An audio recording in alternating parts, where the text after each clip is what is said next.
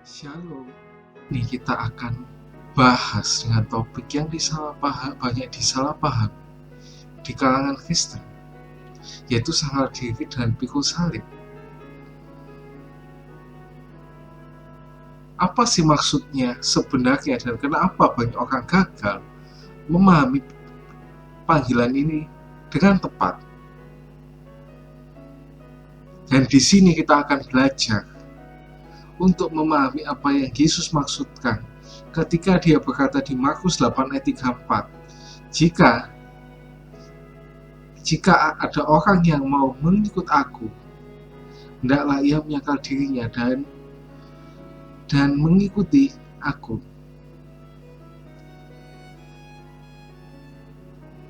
Dan inilah God is fun.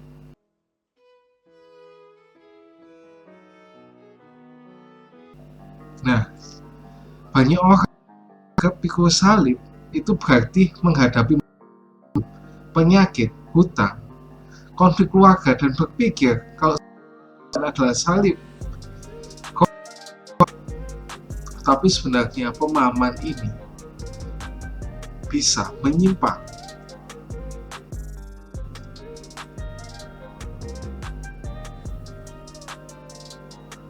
Kalau kita mendengar kata sangkal diri, kita pikir aku harus menolak semua, bahkan hal-hal yang baik, misalnya menekan impian, talent,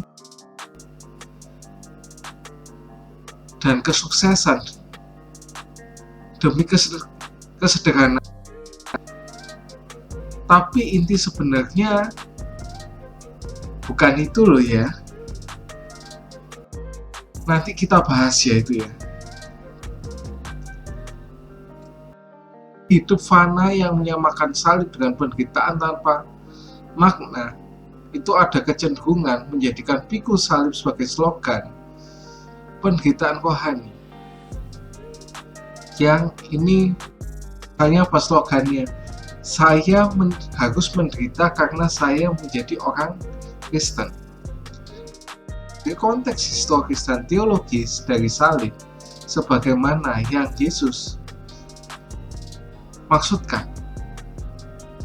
Nah, jadi kalau kita hanya menafsirkan sangkal diri sebagai tolak semua keinginan dan pikul salib sebagai hadapi semua dengan pasrah, kita gagal memahami panggilan Yesus secara mendalam. Nah, sekarang kita breakdown satu persatu. Apa sih maknanya itu? Yang pertama yaitu sangkal diri. Sangkal diri itu berasal dari bahasa Yunani.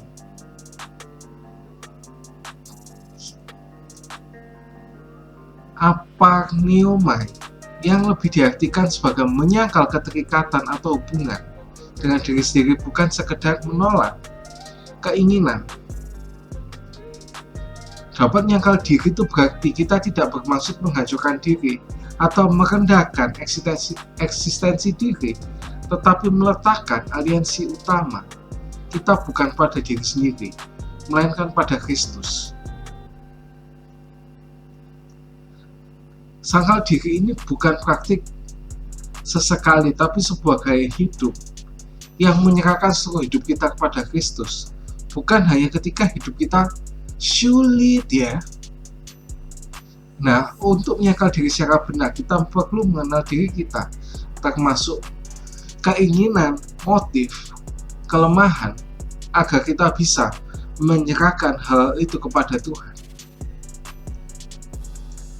Selanjutnya kita sekarang belajar makna dari memikul salib. Nah, pada zaman Yesus, memikul salib berarti membawa salib, yang biasanya adalah balok kayu yang dipikul, yang akan dipakai dalam eksekusi penyaliban. Itu adalah tanda penaklukan dan penghinaan.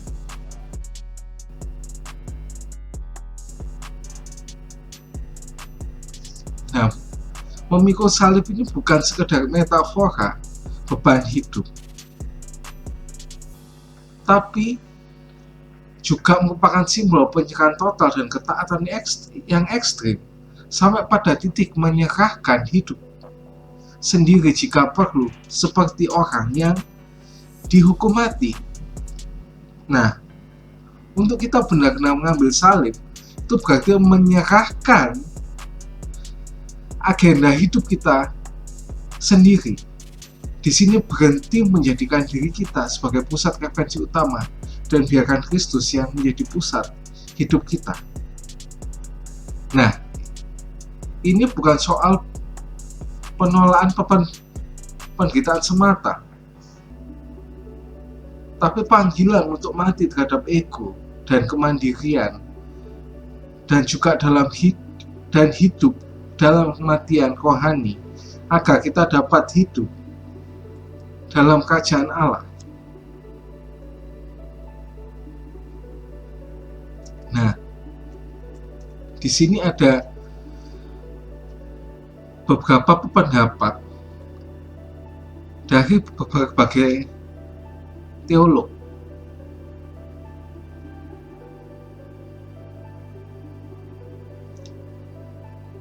Yang pertama dari Charles G. Finney tentang self denial. Nah, di sini dalam tulisannya Finney menekankan bahwa penyangkalan diri sejati adalah pengorbanan kepentingan diri sendiri demi kebaikan orang lain dan kemuliaan Tuhan. Nah, itu bukan sekedar melepaskan hal yang tidak berguna atau yang menyusahkan kita, tapi lebih berguna untuk orang lain. Penyangkalan diri itu juga berarti kematian dari keserakahan diri yang menghapus dominasi diri sendiri dalam hidup kita.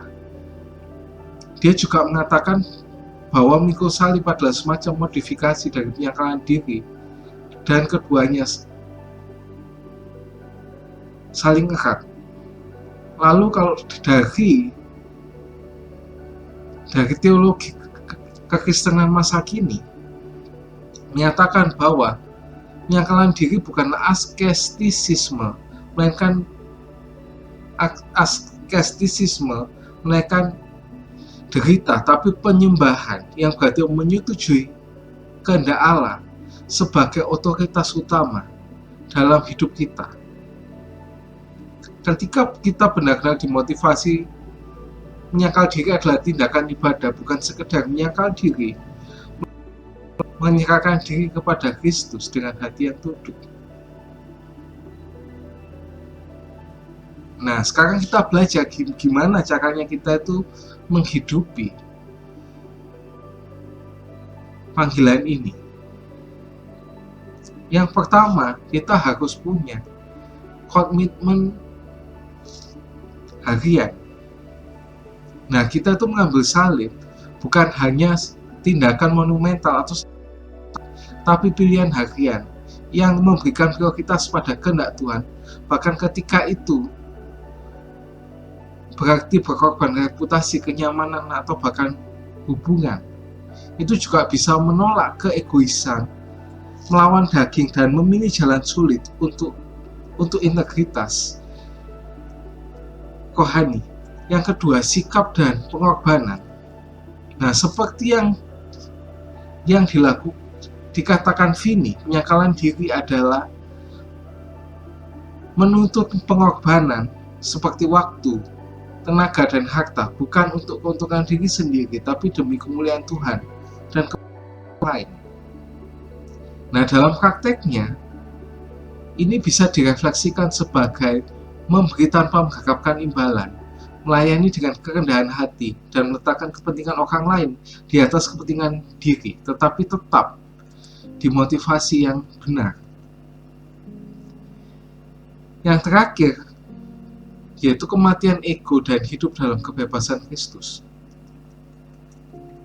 Nah, ketika kita mati terhadap diri sendiri, kita mulai hidup dalam kebebasan kerajaan Allah. kita tidak lagi diikat oleh keinginan diri sendiri, melainkan panggilan untuk mengikut Kristus.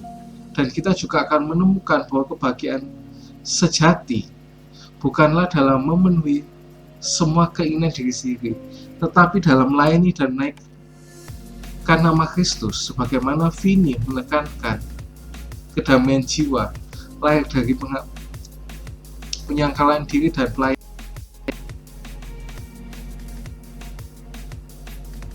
Lanjut kita ke tantangan dan kesalahan umum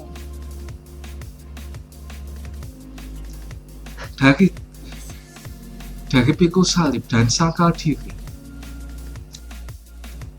Ini tantangan yang pertama, banyak orang gagal menghitung biayanya secara benar.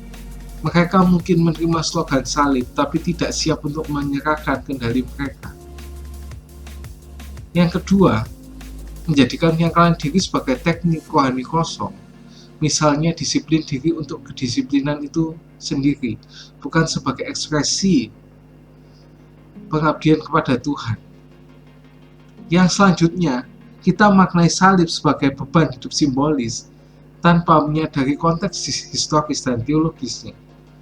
Yang seolah-olah salib adalah trivial, bukan panggilan serius untuk penyangkalan dan penyerahan dan kematian diri secara rohani.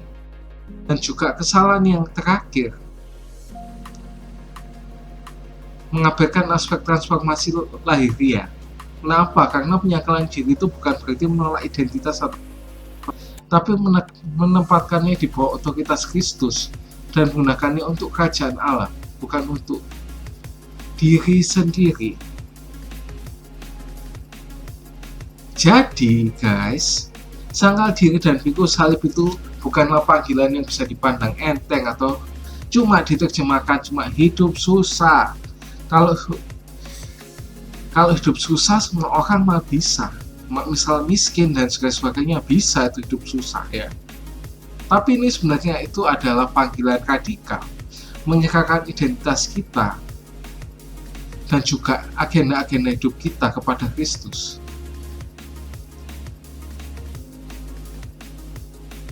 Menjadi pengikut Kristus berarti kita rela mati terhadap diri sendiri agar kita dapat sepenuhnya hidup sepenuhnya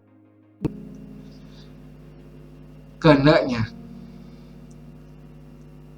Tantangan besar, iya pasti, tapi hadiah yang diberikan jauh lebih besar, yaitu kehidupan kekal dalam kerajaan Allah. Nah, thank you sudah nonton video ini sampai akhir. Kalau kamu merasa video ini memberikan pencerahan atau mengubah cara pandang tentang hal ini, silakan dan subscribe supaya lebih banyak orang juga, dan juga share supaya lebih banyak juga orang yang mendapat manfaat ini. See you and God bless you.